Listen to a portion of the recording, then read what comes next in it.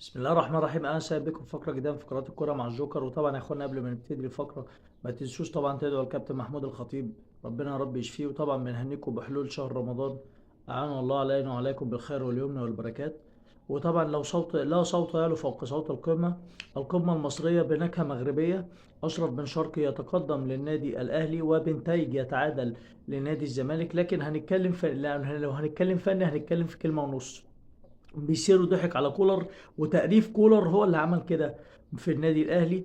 طبعا يا اخوانا يعني بنرد بقى على الغطرسه اللي طبعا اتكلموا فيها. فينك يا احمد يا بلاليس؟ فين طبعا الاخ هشام حنفي اللي الاكل محتاجه ده؟ فين طبعا سيكا اللي بيقول لك ان الزمالك عشان يجيب اجوان لازم الفرقه كلها تهاجم؟ انت بجد يا كابتن سيد انت حد اكلك تبن قبل ما تطلع تتكلم؟ لان ده بجد معروفه فرقه خسرانه فلازم كله هيهاجم. فبجد والله يا كابتن سيكا انت بوم طخ على الاخر. طبعا يا اخوانا كمان في الدوري المصري كمان بيفوز البنك الاهلي على الاتحاد السكندري. وطبعا المصري بيتعادل مع الاسماعيلي وبكده البنك الاهلي هيبقى رابع الدوري. طبعا يا اخوانا كمان هنتكلم في الدوري الانجليزي، وويست هام يعطي قبلة الحياة لليفربول بفوزه على أرسنال. وبكده ليفربول بنسبة كبيرة لو فاز في مباراة الليلة إن شاء الله أمام مانشستر سيتي سيحسم اللقب بنسبة كبيرة جدا. كمان تشيلسي بيخسر أمام أستون فيلا. كمان في الدوري الاسباني الصراع يشتعل. وطبعا اتلتيكو مدريد فاز على فالنسيا بثلاثيه مقابل لا شيء. لكن برشلونه بيستعيد الصداره مره اخرى بالفوز على لاس بالماس. طبعا في انتظار الليله مباراه ريال مدريد امام جيرونا.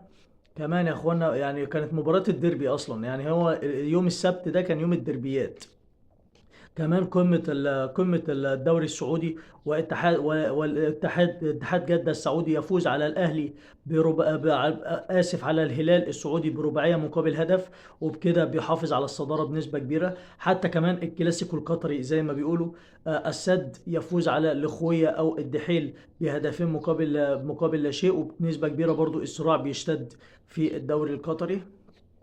طبعا يا اخوانا كلام كتير جدا ما نقدرش نتكلم فيه، ولاننا فعلا بنقول من وجهة نظرنا وفي نفس الوقت بنقيم. طبعا هنتكلم على قائمة طبعا القرعة بتاعت اوروبا وصدامات قوية جدا، يعني اتلتيكو مدريد امام ريال مدريد، باير ليفركوزن امام بايرن ميونخ، مباريات قوية جدا. كمان مباريات مكررة، يعني عندك برشلونة أمام بنفيكا، كمان باريس سان جيرمان أمام ليفربول. مباراة تبقى مهمة جدا على فكرة، أربع مباريات أحسن من بعض الصراحة. يعني نتكلم كمان على الصداع، يعني مباراة قرعة دوري الأبطال والهلال السوداني يصطدم بالنادي الأهلي. كمان برشلونة بالجيش الملكي. وهنشوف طبعا قصدي اسف بيراميدز امام الجيش الملكي. هنشوف مباراة مهمة جدا.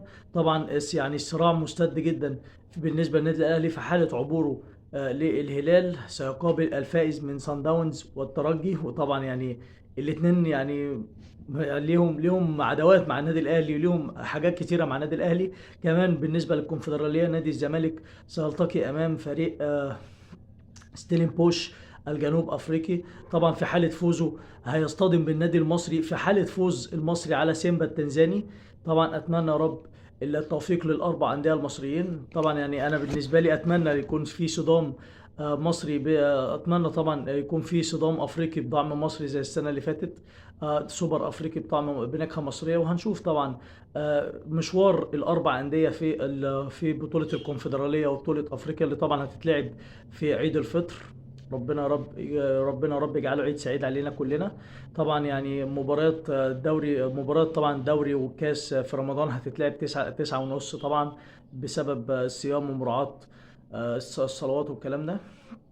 ربنا رب ربنا رب يجعل ايامنا الجايه كلها خير وسعاده وصحه. طبعا انا اسف يا جماعه لو تقلت عليكم.